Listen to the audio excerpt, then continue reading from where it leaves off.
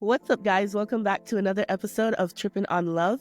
I'm your host, Chisoma Blender, and if you guys are new here, please go listen to other content that I currently have out. And if you guys are returning, thank you so much for your continuous support. So, as you guys can see, different look.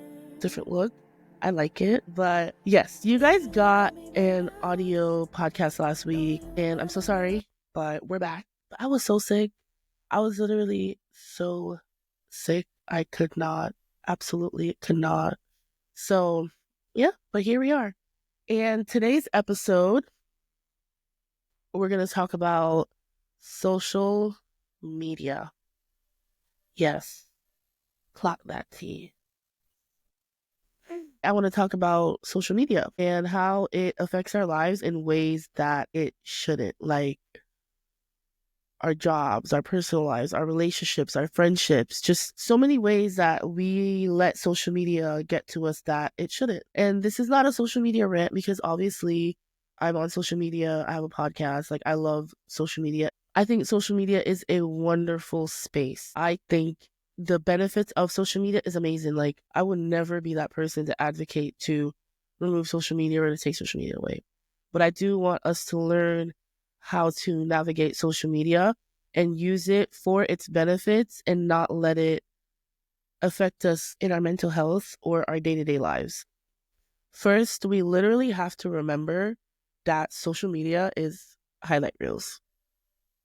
Literally, highlight reels. People are going to post the best of the best. If they take a vacation to Italy or wherever, they're not going to take a bunch of pictures and post the worst ones. They're going to look for the best pictures to post, even if they did not enjoy the trip at all. The trip could have been the worst vacation of their lives. It could have been but they're going to, once they post those pictures and they look cute, that's it. Like, put it on social media. Everyone's like, oh my God, you were in Italy. Oh my God, you were in Dubai. You were in they're not going to post the worst. Obviously, you have one or two creators that are very transparent with their lives, and that's not a lot of them. But I don't know if you guys watch eKane. I keep up with eKane.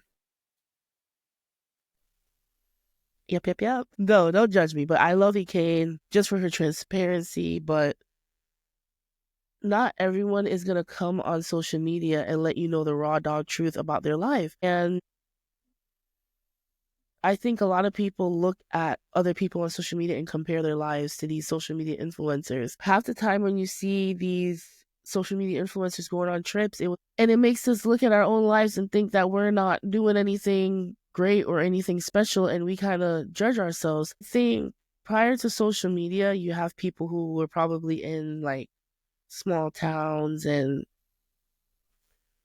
you didn't know that the life that you were living is bad, quote unquote bad, until like you see someone else's life.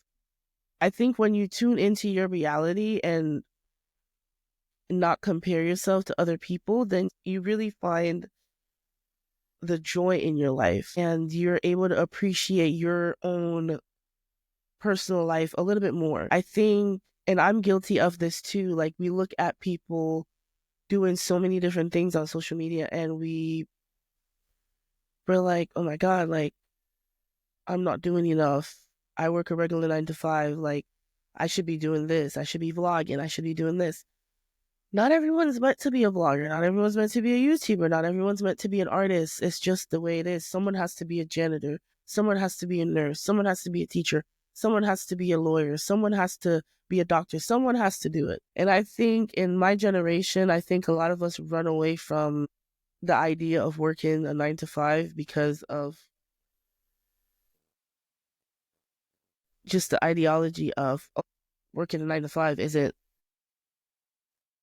what it's supposed to be. No, someone's supposed to do it. But if that's not what you want, then work towards what you want. Do what makes you happy. And I think as far as how social media affects our relationships, I think social media has really ruined the dating pool. Like, I think, and this is just my opinion, if you guys disagree, you can always leave a comment or DM me and let me know your perspective on this, because this is just my take And I don't want nobody cussing me out. It's just my point of view and my perspective. So I genuinely hate, you can literally ask anybody, I hate the whole 50-50 conversation. And I know that sounds hypocritical with the fact that I'm about to talk about it now, but I hate the whole 50-50 ordeal because I grew up seeing my mom hold down my father when he was at his lowest as in regards to his health. You know, my father was the financial breadwinner when I was growing up, and then he got ill. Obviously he's better now, thank God, but there was a period in time where he wasn't working and my mom had to hold it down. You know what I'm saying? And I feel like people should understand that yes, it is great to be with someone who can provide for you. It is nice to be with someone who can fly you out, take you on the trips, buy you all the cars, buy you all of this. But guys, let's be honest. If no one's gonna say it, I'm gonna say it. Majority of us are not gonna date millionaires.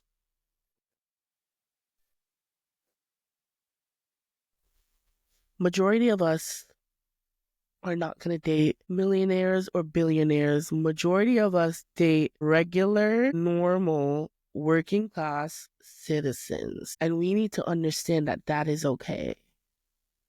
That is okay. We live in an economy right now where it is hard for people to even take care of their own selves, much less to be able to hold down yourself, another person, and the family.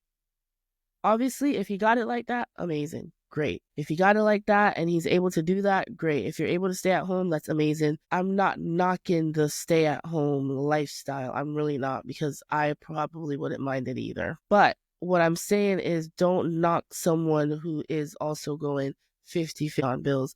Don't bash a relationship where he's not paying for every day. Don't bash or make any woman feel bad for dating a guy that not makes her, but she has to pay bills with, or she has to split the rent. Like, I'm so sick of hearing people talk about this. I cannot stand it because, like, if it works for you, it just works for you. If you and your husband decide, okay, we're going to work morning shift or whatever, and then we come home, we have the evenings together, we have the weekends together, or whatever the case may be. If it works for you, it works for you. If you want to split the bills, that is fine. I think social media really be having people sit down and like dissect their relationship and make them feel bad for being with their partner. No, like, if you were with someone who is not exploiting you, if you're with someone who is not making you go into a financial deficit, if you're with someone who isn't draining you, if you're genuinely happy in a relationship and that person really makes you happy and they're not using you and they're not abusing you, then I don't see anything wrong with quote unquote 50-50. I think majority of us are in quote unquote 50-50 relationships. And I think a lot of people on social media try to make it seem like, oh, my man pays for everything. My man does this, my man does this. Girl, yes, that is amazing. But don't knock someone who is not in that situation. Because at the end of the day, we are all humans just trying to get by in the world. And I think a lot of us miss out on some really good people because of the dating standards or the idea of, oh, I could get someone who's better, or I could get someone else who can do that. There is compromise in every single relationship. And obviously, it is up to us as women and men to have discernment on who we compromise for. We need to have discernment. Okay? Certain compromises you cannot make for everybody, because I don't even need to explain, like, certain things you just can't compromise for anybody, period. Point blank, period. So I think social media has put it into play where we compare our relationships, and I don't think that's it. I don't think that's what we should be doing. I think what works for you is what works for you, and if you're truly happy with your partner, then screw what everybody says. If this person is your forever person, screw what everybody says. And that's another thing. We see these guys sometimes buying these girls a new car or flying them out or taking them on a vacation. Nothing is wrong. And obviously, be with somebody who will make those sacrifices for you. But you guys have to understand, when you're with someone who got it like that, like has money, them spending it on you is really whatever because they got it like that. And they probably could do that to 10 other women. And it's nothing to them because they got it like that. But when you have a man who is a working class man who is out here hustling and grinding, and he is able to say, babe, we're going to go on a trip to New Orleans or wherever the case may be. And he's been saving for it for 6-7 months, however long. I would appreciate that more than a guy who just got it like that and he's able to just do it. Because that tells you that this guy really loves me and he's willing to sacrifice his money, time, and effort to make sure that I'm happy. And I think a lot of us don't look at that nowadays. Like, we just want we just want to go into a relationship with someone who just has it all figured out. And even though that sounds great and everything, I rather, and I know, I'm gonna get a lot of, I might get a lot of pushback for this one. I know, guys. But I rather build with someone than to walk in with someone who already has everything together. And let me explain. Let me explain. What I mean by that is, I'm not saying I'm gonna build you up. I don't want to meet someone who cannot already maintain themselves. Like, you should already be able to maintain yourself. Period. But what I mean build is build a future. Like, I want us to be able to get our first home together, things like that. Build together and grow together. Because when you walk in with a guy that already has everything, you kind of can feel disposable at times, You can feel disposable at times because he already got the house, he got this, he got the money. Realistically, in his mind, he doesn't really need you. So what are you going to bring to the table that makes him want to keep you around? And this is like a double-edged sword, because in relationships, you can be perfect, you can do all the things that a man wants, and it still won't be good enough to stop him from cheating. Everything that I'm saying, guys, I'm not saying it in a sense where I'm saying how to keep a man, because I can't tell you how to keep a man. I can't. I don't have there's no blueprint. At this point, I think it's a mystery how to keep a man. I don't know. I don't know if there's literally no blueprint on how to, like, there's just, I don't know. It is what it is. But what I'm saying is, whatever works for your relationship is what works for you. And don't let all of these social media relationships affect you. Like, don't idolize these people. Like, don't put them on a pedestal, because at the end of the day, we're all human. And I think we expect these social media influencers to be perfect, and they're not. We're all human. We are all going to make mistakes.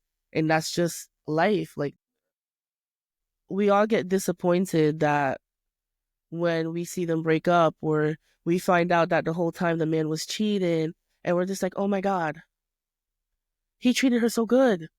He was buying her this. He took care of her. Like, he provided for her. He did all this. And, and social media, they post highlight reels. They're going to show you the best parts of their relationship. They're going to show you like the what you want to see. Basically, you want to see the dates, you want to see the vacations, you want to see the anniversary. That's what you want to see. And I think we all get this misinterpreted perspective of what a relationship is supposed to be like, but it's not like that all the time. And it's very few people who are very transparent on the internet, and no one's gonna post how many times they left that man and went back to him before it actually ended. No one's going to tell you how many times they lost the weight, gained it back, lost the weight, gained it back, lost the weight, gained it back. No one's going to tell you. I wouldn't say no one's going to tell you, but we don't really typically see it. Like, we don't see it in real time. You get what I'm saying? Like, Ekane, for example. We keep seeing her go back to her baby daddy. We're literally seeing this in real time. We are seeing her get to a point where we're like, okay, she's growing. And then she gets to a point where she goes back to him. And then we think they're done, and then she goes back to him. And a lot of people are judging her. In her case, we're seeing this in real time of someone who is trying to break a trauma bond, or, and I think people rush the process of healing and rush the process of moving on. But we have literally all been there. We've all been there where we keep going back to something that hurts us, and looking in from the outside, people are like, why? But I don't know why. It's just something that us as humans do. And overall, guys, I think social media is an amazing tool. I love social media. As you guys know, I have a podcast. I love social media. I think it's great. I just want to reiterate the fact that we need to use social media for how it benefits us and not let it get into our mental health and how it affects our personal lives. We don't need to compare ourselves to anybody that we see on social media, because you don't know who they are. You don't know the reality of their life. You don't know what's going on in their personal life. Literally, you just see pictures and a few clips. You don't know what goes on in someone's personal life. So don't ever compare yourself to someone on social media. Don't ever make yourself feel like you're not good enough. The negative impacts of social media are what hurts people who are on social media. So separate that. And if you ever need a break, take a break. There's nothing wrong with taking a break. And there's nothing wrong with not sharing your personal life. You don't have to come on social media and be completely transparent. Some stuff you can keep dear to you. Share what you want to share. You don't have to come and post anything that you don't want to post. And don't let anyone make you feel like you have to post your relationship. I see a lot of people like, oh my God, he's not posting me. Like, girl, does he treat you amazing? Does he take care of you? Does he do all the things that you want him to do? Who cares if he doesn't post you on social media? Like, I think a lot of us wrap that around our heads. Like, we make social media our lives. If we're not posting experiences with our friends, if we're not posting, do you know how many times I go on trips where I go on things I don't even post it? Like, you don't have to post everything. Like, you really don't have to. And specific things like relationship, family, you can really honestly keep private. And I would suggest that things that you really don't want to be harmed or affected, you can keep private. And I think that's why a lot of creators, they keep relationships, kids, and family very private. And you can respect that. So I want your takeaway from this episode to be, use social media for its benefit. And yes, guys, I know I rambled a lot in this episode, but bear with me, whatever. Yeah. So thank you guys for listening. And please be sure to just go check out other episodes if you missed it. Subscribe to my YouTube channel. I love you guys. You guys are amazing. Thank you so much. And have a good day. Now I hope y'all see why I don't like talking about 50-50, because I spent most of the episode talking about it. And that is literally that's not even what I intended to do. That's not even what I intended to do, but here we are. And thank you guys for listening. You